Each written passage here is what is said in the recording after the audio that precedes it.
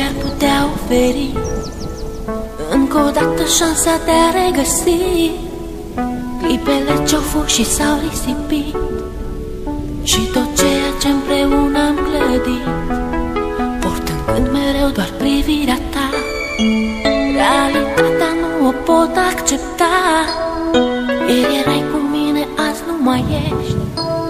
Ce s-au scris cândva au fost doar povești.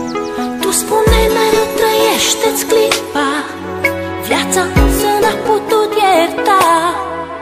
Tu ești sus acolo printre îngeri, mi-a rămas doar amintirea ta. Vei rămâne în gândul meu, la bine și la greu, iar tot ceea ce-am făcut împreună ne va lega mereu.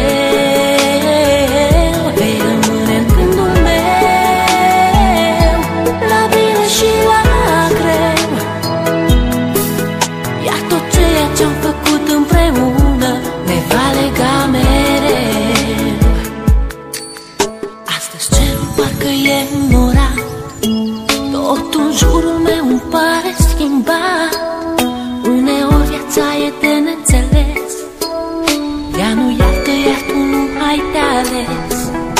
Este ultimul tău drum, te-am pierdut, amintirea se așterne în trecut. Ieri erai un suflet nevinovat, astăzi îngerii din cer mi te-au luat. Parcă ieri trăiam speranțe și vise, parcă ieri aveam tot ce ne-am dorit. Tu spuneai că viața merge înainte, mă întreb oare chiar s-a sfârșit. Vei rămâne în gândul meu, la bine și la greu, iar tot ceea ce-am făcut împreună ne va lega mereu. Vei rămâne în gândul meu, la bine și la greu, iar tot ceea ce-am făcut împreună ne va lega mereu. Știu că mă auzi.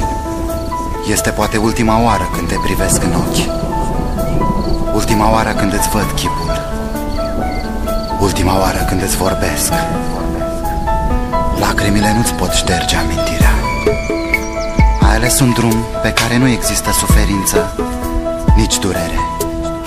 Mi-e greu să accept, însă, independent de noi, viața merge înainte.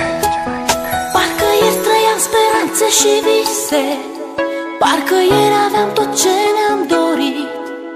Tu spuneai că viața merge înainte, mă întreb oare chiar s-a sfârșit. Vei rămâne în gândul meu, la bine și la